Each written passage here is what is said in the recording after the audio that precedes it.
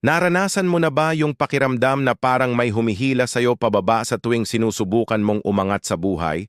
O di kaya ikaw mismo nakaramdam ng kirot sa dibdib nang makita mong umuusad ang iba habang ikaw ay naiiwan?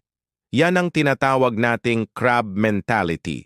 Alam nyo ba, parang mga alimango sa loob ng isang timba, imbis na magtulungan para makaakyat, hinihila nila pababa ang sino mang malapit ng makalabas. Nakakalungkot, pero totoong nangyayari ito sa ating paligid. Sabi nga sa Roma Kabanata 12, Talata 15, magsaya kayo sa nagtatagumpay. Isang napakasimpleng paalala pero napakahirap gawin, lalo na kapag tayo mismo ay dumadaan sa mga pagsubok. Madaling sabihin na congrats, pero sa loob-loob natin, may tanong na, bakit siya? Kailan naman ako? At alam niyo, normal lang na maramdaman yan. Tao lang tayo. Ang mahalaga ay kung ano ang gagawin natin sa emosyong iyon. Hahayaan ba nating maging lason ito o gagawin nating gasolina para sa sarili nating pag-asenso?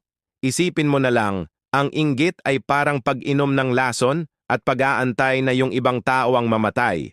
Ikaw lang ang nasasaktan.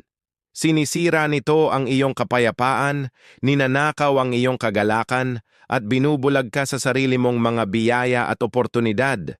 Kapag abala ka sa pagtingin sa bakuran ng iba, hindi mo napapansin ang mga bulaklak na nagsisimula ng mamukadkad sa sarili mong hardin.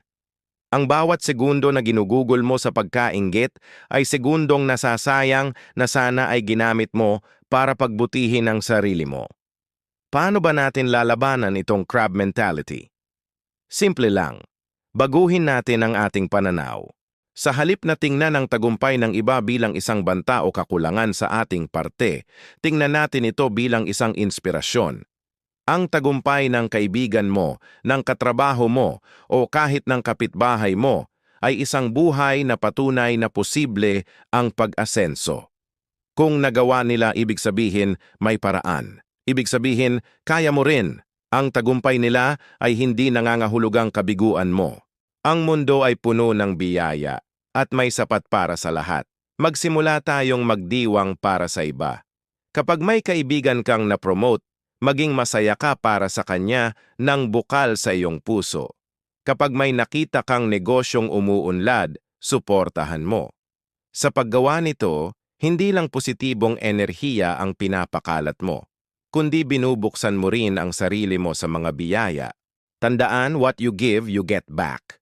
Kung pagpapala ang ibibigay mo sa iba, pagpapala rin ang babalik sa iyo. Kaya sa susunod na makaramdam ka ng inggit, huminga ka ng malalim at sabihin mo sa sarili mo, hindi ako maiinggit. Ako ay magpupursige. Gamitin mo ang tagumpay ng iba bilang mapa, hindi bilang pader. Alamin mo kung paano nila ginawa, matuto ka sa kanilang mga karanasan, at gamitin mo yon para buuin ang sarili mong landas patungo sa tagumpay. Dahil ang totoong laban ay hindi laban sa kanila, kundi laban sa dating bersyon ng sarili mo. Salamat sa panonood at pakikinig. Nawa maging inspirasyon ito para sa ating lahat na maging mas mabuting bersyon ng ating mga sarili. Kung nagustuhan mo ang video na ito, huwag kalimutang mag-like, mag-share at mag-subscribe sa Liwanag at Pag-asa TV para sa mas marami pang makabuluhang usapan. Hanggang sa muli!